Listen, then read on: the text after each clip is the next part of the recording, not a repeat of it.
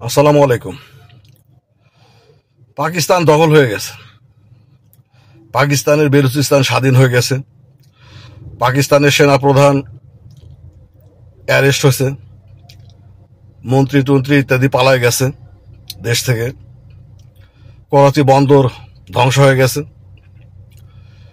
রাওয়ালপিন্ডি পর্যন্ত ইন্ডিয়া দখল করে নিছে। পাকিস্তানের 2টা F-16 জঙ্গি বিমান ভূপাতিত করছে। এ সব কিছুই ইন্ডিয়ার মিডিয়াগুলোর খবর, তাও সোশ্যাল মিডিয়া না।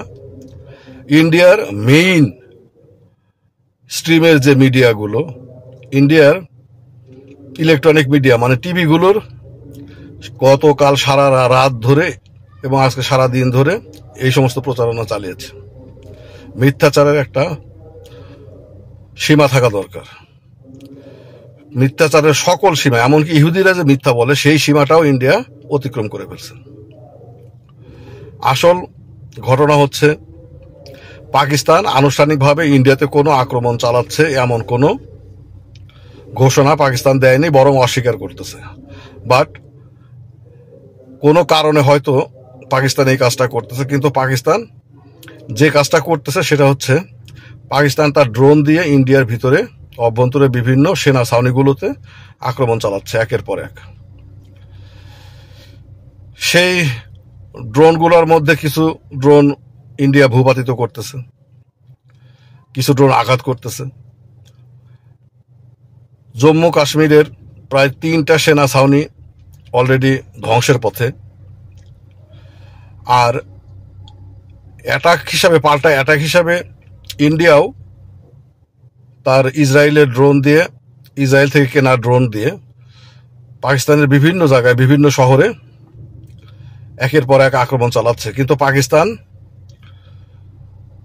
যেভাবে ইন্ডিয়ান ড্রোনগুলো ভূপাতিত করতেছে, ছবিতে দেখেন একটা ড্রোন, এটা অক্ষত অবস্থায় আপনার নামাইছে। এ পর্যন্ত 77টা ড্রোনকে ভূপাতিত করার দাবি করছে পাকিস্তান সরকারিভাবে।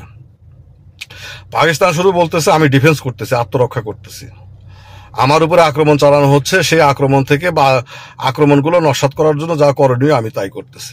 এক্ষেত্রে সবচাইতে একটা বড় খেলোয়াড় হয়ে উঠছে তুরস্কের কোরাল জ্যামিং সিস্টেম। গত রাত্রিতেও তুরস্কের একটা কার্গো বিমান পাকিস্তানে পৌঁছে। নিশ্চয় আলু পটল নিয়ে কোনো কার্গো বিমান আসে নাই। তুরস্ক তার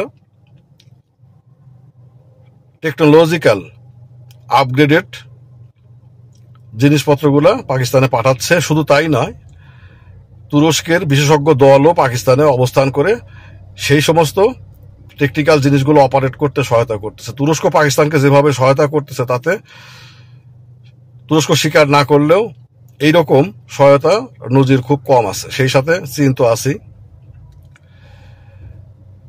এ পর্যন্ত সরকারিভাবে ভারত তার 27টা এয়ারপোর্ট বন্ধ ঘোষণা করছে।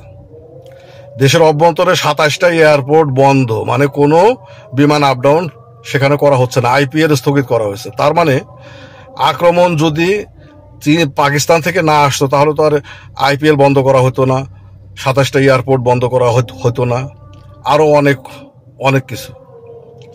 তার মানে আক্রমণটা হচ্ছে এবং সেই আক্রমণে অবশ্যই ক্ষতিগ্রস্ত হচ্ছে ইন্ডিয়া। তো এত মিথ্যাচার কেন? এত মিথ্যা দিয়ে কি আর সত্যকে ঢাকা যায়? যাই হোক, সকলকে ধন্যবাদ, ভালো থাকবেন। আর সম্ভব হলে চ্যানেলটা সাবস্ক্রাইব করবেন, লাইক দেবেন, শেয়ার করবেন। খোদা হাফেজ।